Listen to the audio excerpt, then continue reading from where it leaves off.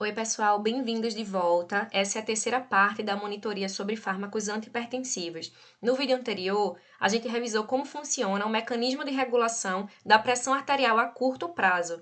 Nessa parte aqui, a gente vai revisar como funciona essa regulação a médio e longo prazos a partir do sistema renina-angiotensina-aldosterona.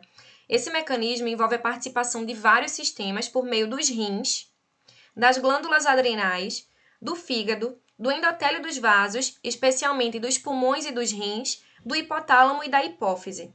Então vamos ver como funciona. Tudo começa quando a pressão arterial cai.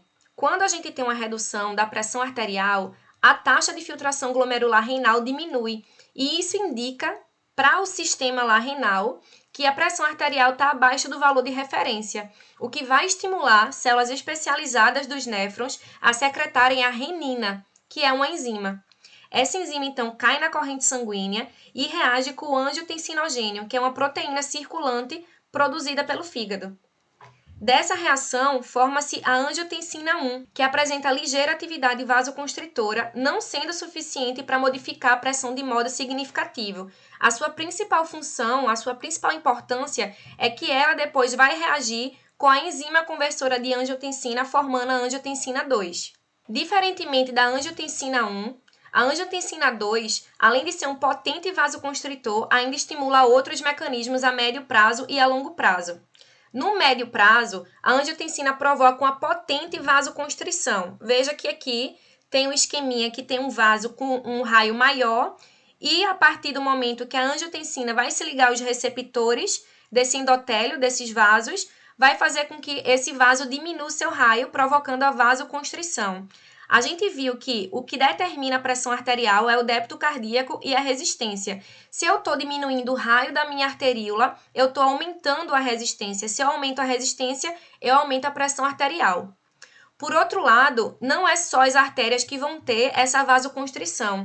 A angiotensina 2 também tem a capacidade de provocar uma contração das veias. Isso vai fazer com que aumente o retorno venoso e, consequentemente, vai aumentar o volume sistólico e o débito cardíaco.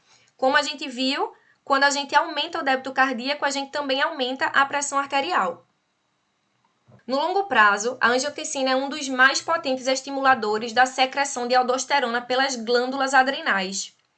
A aldosterona, por sua vez, provoca um acentuado aumento de reabsorção de sódio pelos túbulos distais, essa parte final aqui do néfron.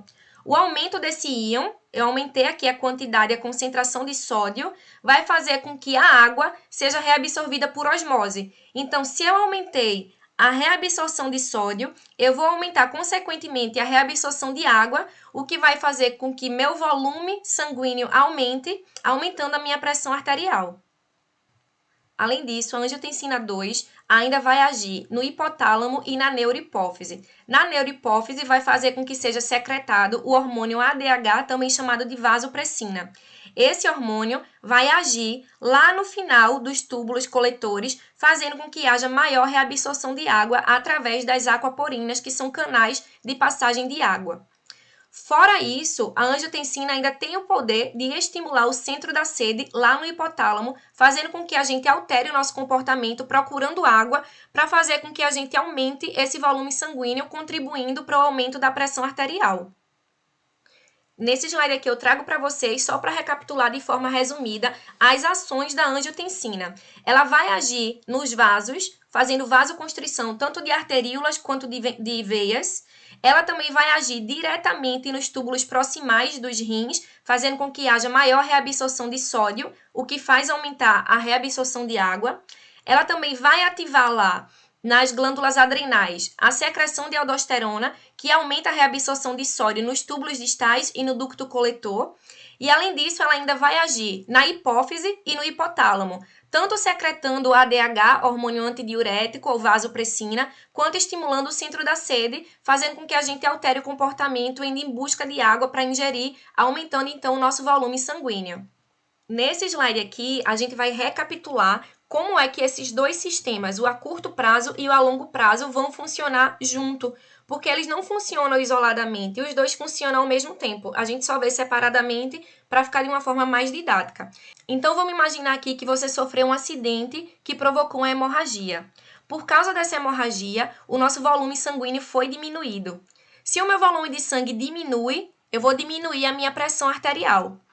Quando minha pressão arterial diminui, eu vou estimular células especializadas lá dos rins a secretarem a enzima renina. A renina, então, vai reagir com o angiotensinogênio que foi produzido pelo fígado, formando a angiotensina 1. A angiotensina 1 é um vasoconstritor que não é potente e a maior importância da angiotensina 1 é reagir com a ECA, enzima conversora de angiotensina, formando a angiotensina 2, que vai funcionar, que vai agir na vasoconstrição dos vasos, aumentando a resistência, vai também ajudar a maior absorção de água lá nos túbulos proximais dos néfrons, vai também fazer com que as adrenais secretem aldosterona e vai também agir no hipotálamo e na hipófise, tá bem? Uma coisa que é importante para a gente lembrar também, pessoal, que eu coloquei aqui essa setinha, é que o sistema simpático, quando ele está ativado lá pelo aquele processo de regulação a curto prazo, ele também tem a capacidade de ativar as células dos rins a secretarem renina. Então, a renina vai ser estimulada por duas coisas. Vai ter uma estimulação local, que é pela diminuição da taxa de filtração glomerular por causa da queda da pressão arterial, e também vai ser estimulada pela ativação do sistema nervoso simpático, que também vai fazer com que seja secretado renina lá nos rins, tá bem? E agora a gente vai ver aqui a outra parte da figura, que seria o mecanismo a curto prazo. De novo, a gente tem o mesmo estímulo, a hemorragia, vai diminuir o volume de sangue, o que diminui a minha pressão arterial. Aí, os meus baroreceptores vão ter um menor estiramento das fibras e, consequentemente, uma menor frequência de disparos de potencial de ação. Isso vai informar o meu encéfalo, que é o centro integrador cardiovascular, que a minha pressão arterial está diminuída.